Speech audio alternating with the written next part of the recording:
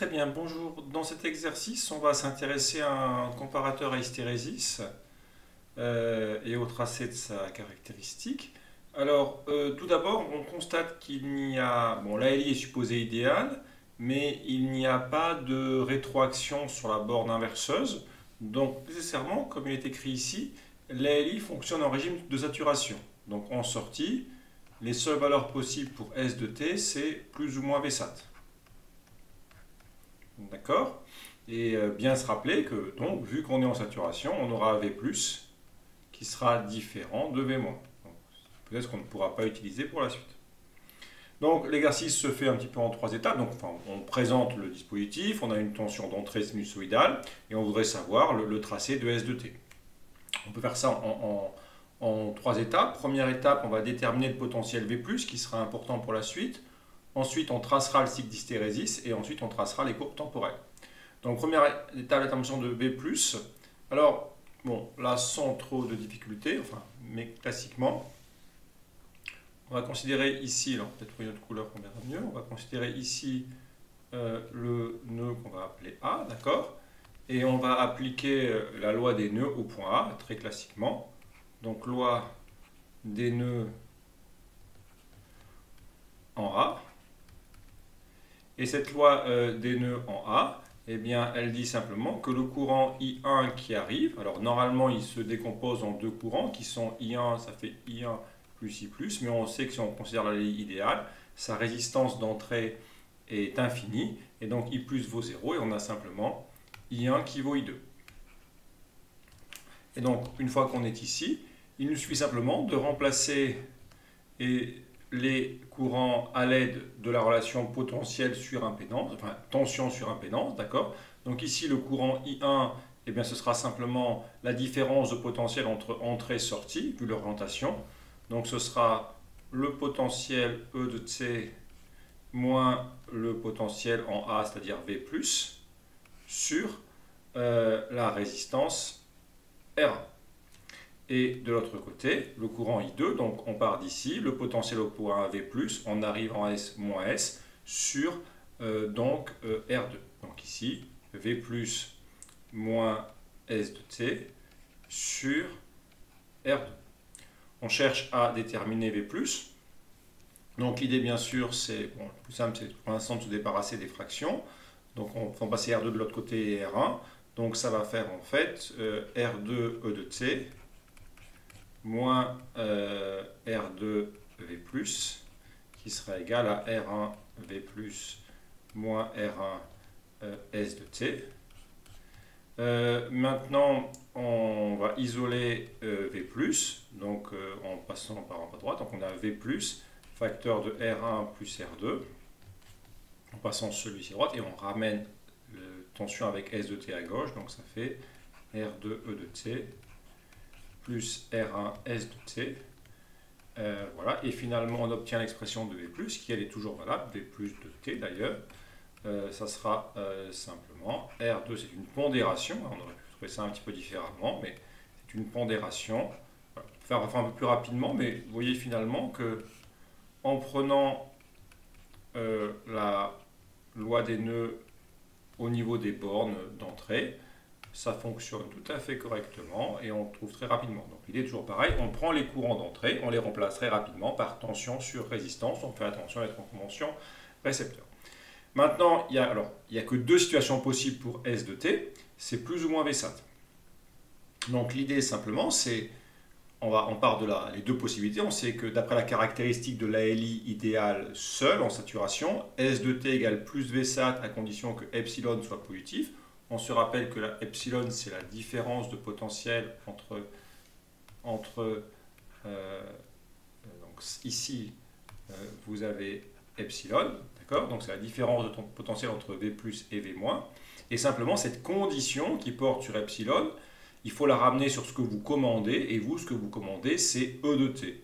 Donc on ramène la condition sur E de T. On sait combien vaut la sortie, mais la question c'est quand est-ce que cette sortie vaut plus Vsat. Et donc on va s'aider de ce qui est là. Donc la condition qui est que epsilon égale plus Vsat, ça c'est équivalent, c'est équivalent à dire que ceci, on peut continuer comme ça, Donc c'est équivalent à dire que donc epsilon qui est positif, eh bien en fait c'est équivalent à V plus moins V moins qui est positif. Or V moins c'est à la masse, donc ça fait 0. Et donc ça fait 0 parce que c'est relié à la masse et ça fait V plus positif. Et donc V plus positif, d'accord, si on remplace par la formule qui est là, attention avec S qui vaut plus Vsat, donc ceci, ça va entraîner, d'après le fait que S vaut plus Vsat, ça fait que V plus de T, c'est égal à donc R2 E de T, plus R1 Vsat sur R1 plus R2, le dénominateur étant positif, la condition pour que il suffit que le numérateur soit positif dans ce cas-là, et ça fait que E2 doit être supérieur à moins R1 sur R2 Vsat, qu'on peut appeler moins VB, la valeur de basculement. D'accord? Et cette valeur de basculement, vu qu'on a que R2 c'est 2R1, donc quand on fait R1 sur R2, ça divise par 2 avec une tension de SAT de 15 volts, on sera à la moitié. D'accord? Donc en fait, si vous voulez, c'est moins Vsat sur 2, si on veut faire l'application numérique. Donc ça, c'est la première condition. Donc on a la première condition, d'accord? Donc si on résume, c'est ce qui est marqué ici. On a S de t qui vaut plus Vsat, à condition que E de t soit supérieur à moins VB. D'accord? Maintenant, je passe à la deuxième situation. Donc, mais vous voyez que j'ai bien ramené la condition sur E. La condition, je la ramène bien sur ce que je pilote. Maintenant, la deuxième case, donc c'est epsilon inférieur à 0. Alors attention, il y a epsilon inférieur à 0, il ne faut pas juste mettre inférieur ici, parce qu'il y a aussi moins Vsat qui va changer. C'est ça la subtilité, d'accord? Donc on refait bien tout proprement. Donc ça, bon, on peut aller, ça fait V plus moins V moins inférieur à 0. V moins étant égal à 0, ça fait V plus inférieur à 0. Et ça, attention, V plus de t, donc V plus de t, ça va faire, on reprend, ça fait R2 E de t, mais là c'est moins. Vous voyez, il y a ce moins là qu'il ne faut pas oublier. Parce que S de t maintenant c'est moins Vsat sur R1 plus R2. Toujours pareil, le dénominateur est positif, donc on regarde sur le numérateur. Et ça va imposer que E de t soit donc inférieur à R1 sur R2 Vsat, qui est bien l'opposé de tout à l'heure. Donc ça, c'est ce qu'on va appeler ça VB. Voilà, le V basculement. Et j'ai bien ramené la condition sur E de t. Donc là, la condition, donc ça, c'est la condition qui est en rouge, en dessous, d'accord? Et en vert, ici, comme ça, c'est ce qui est représenté ici. D'accord? Donc ça, c'est ici. Voilà. Donc je vois bien que ce que je vois maintenant, c'est qu'il y a, en fait, le problème, pour comprendre ça, c'est qu'on a un domaine commun. Et donc la difficulté, c'est qu'on se retrouve dans une certaine incertitude, parce que on a l'impression que pour la partie centrale, on ne sait pas si la tension est positive ou négative. Quand elle est supérieure à VB, il n'y a pas de souci. Quand E de t est supérieur à VB, c'est forcément plus Vsat. Quand E de t est inférieur à moins VB, c'est forcément moins Vsat, mais il y a la partie centrale. Donc là, c'est le fameux montage à hystérésis, d'accord? On revient ici. Et en fait, on sait que le système, il perdure, donc hystérésis, mémoire, le système va perdurer dans l'état où il est tant qu'il le peut. Alors maintenant, pour faire le tracé du cycle d'hystérésis, donc l'état ne dépend pas simplement de la valeur de l'entrée, mais aussi de l'état dans lequel se trouvait le système juste avant. Donc maintenant, pour faire le tracé, l'idée c'est de se placer dans un domaine dont on est sûr. Par exemple, pour démarrer le tracé, on démarre par exemple ici, parce qu'ici il n'y a pas de doute. Ok? Donc on imagine que E de t part d'une valeur plus grande que VB, donc on se place ici. Et ce qu'on va faire, c'est que E de t va rester égal à, donc sachant que E de t est plus grand que VB, on aura en sorti S de t égale plus Vsat. Et quand E de t va redécroître, on va rester tant qu'on peut, donc on pourra rester jusqu'à moins VB. Donc l'idée, c'est de partir d'ici. Et donc partant de là, eh bien, on va avoir quelque chose comme ceci, d'accord? Avec cette idée-là que tant que, partant d'une valeur de t plus grande que VB, on reste à Vsat tant que c'est possible. Donc, tant que c'est pas... Ensuite, une fois qu'on est ici, là, on est obligé de basculer. Donc, on descend. Donc, ça bascule à moins Vsat, comme ceci. Et ensuite, si E continue de descendre, on se promènera là. Donc, si la tension E continue de baisser, eh bien on continuera comme ceci. Et voilà comment on commence à obtenir, donc on fait comme ceci, le trajet se fait comme ceci, E étant sinusoïdal, ensuite E de t réaugmente, donc il réaugmente comme ceci, hystérésis, on reste sur la valeur basse tant que c'est possible, donc on va rester ici tant que c'est possible, donc repartant comme ceci, on part comme ceci, et on reste sur moins Vsat tant que c'est possible, c'est-à-dire jusqu'ici. Et là, par contre, on est bien obligé de rebasculer, parce que là, on est obligé de rebasculer de ce côté-là, à plus Vsat. Donc, comme ceci. Et donc là, quand je repars, je vais faire avec double chevron, si vous voulez. Quand je repars, je suis obligé de faire comme ceci. Et là, je bascule. Voilà. Et donc, finalement, l'état du système ne dépend pas simplement de la valeur de l'entrée, mais aussi du sens d'évolution. Si on était en plus Vsat, on reste en plus Vsat tant que c'est possible. Et on descend sinon. Donc, voilà comment on fait le tracé. Voilà pour l'idée. Maintenant, on va répondre à la dernière question, qui est en fait qu'est-ce qui se passe donc, sur le tracé, sur les évolutions temporelles de E de t et la courbe temporelle. Donc maintenant, si on veut les courbes temporelles, alors je vais faire ça de façon un petit peu rapide. Ça n'est pas très très joli, mais je pense que c'est pas mal de le faire à la main. Je pourrais le faire avec un ordinateur, mais finalement, c'est pas plus mal de montrer l'idée à la main. Alors l'important c'est que ici on a une tension, donc on va déjà mettre les valeurs de basculement. On va mettre ici, on sait que ici on est sur, ici on a 15 volts, ici on aura moins 15 volts. Ensuite sur les valeurs de basculement, on a la tension qui vaut 10 volts pour l'amplitude de E. D'accord, donc là on aura 10 volts. Hop, ici, moins 10 volts, et puis après on divise par 2, je rappelle que VB c'était sur 2, donc ça fait 7,5, donc ici on a 7,5 volts, et 7,5 volts, maintenant on peut tracer des petits pointillés pour voir où on va se trouver, donc il y aura cette droite là qui sera importante, cette droite là qui va servir, cette droite là qui va servir, et pareil en dessous. Alors ça, c'est les différentes droites qui vont jouer un rôle important. Je ne vais pas parfaitement positionner.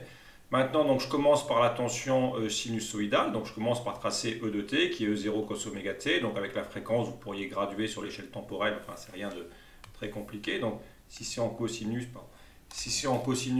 je peux commencer par pardon. Alors, ça, c'est comme ça, d'accord, c'est ça que je vais enlever. Donc, ça, c'est E de t. Oups. Ça c'était, ça c'est donc, je commence par E de t, et E de t c'est une fonction sinusoïdale, donc je vais faire ça un petit peu grossièrement, enfin, voilà, quelque chose comme ça. Ça aurait pu être pire, on va dire. On va faire comme ça pour E de t. Donc le sinus entre plus et moins 10 volts. Ça peut être un peu mieux fait, ça peut être un peu moins bien fait, c'est l'idée. Maintenant, on part d'une valeur qui est supérieure, donc pour l'instant VB c'est 7,5 volts, donc en fait au début je suis par exemple ici. Donc ici pour l'instant au début. Et je vais rester, et donc E de t décroît. Et on va rester à, S de t on va le faire en bleu. On va rester à plus 15 volts. D'accord, tant que E de t est supérieur à moins VB. Donc tant que E de t, je vais bien remettre le moins ici, est supérieur à moins 7,5 volts, la valeur de basculement. Donc ici, on part comme ceci. Et on va rester à plus 15 volts, comme ceci, par ici, je pense. Okay, ça paraît vraiment. Et là, par contre, on bascule. Ah, c'est pas très bien fait, je suis passé un peu à côté. Normalement, le point aurait dû être par ici, d'accord. Le basculement doit avoir lieu ici, d'accord. Voilà. Ensuite, bon, la tension continue de décroître, on reste à moins Vsat. Et on va rester à moins Vsat tant que E de t ne repasse pas à ce point-là, d'accord, ce point qui est ici de 7,5 volts. Donc on va peut-être commencer par tracer verticalement, comme ça on évitera le loupé tout à l'heure. C'est pas encore parfait, c'est un petit peu décalé, mais le basculement doit se trouver ici. Donc le basculement il doit se faire ici, d'accord. Pour le basculement, c'est ici que ça se produit. On va grossir un peu là, voilà où doit se faire le basculement, d'accord. Et donc le signal reste à, le signal va rester à moins VSAT, tant que E de t ne repasse pas au-dessus de plus VB. Et une fois qu'il repasse au-dessus de plus VB, eh bien forcément on passe à plus VSAT et on y restera tant qu'il ne revient pas en dessous, donc jusque là, d'accord? Donc on va essayer de terminer ici. Attention de passer correctement cette fois-ci, peut-être par là, voilà, c'est un peu mieux cette fois-ci. Et là maintenant, je reste à plus VSAT en sortie. Donc là, vous voyez, on est ici, on continue à augmenter, et quand on redescend, on y reste tant qu'on est supérieur à moins VB, donc on irait jusque là.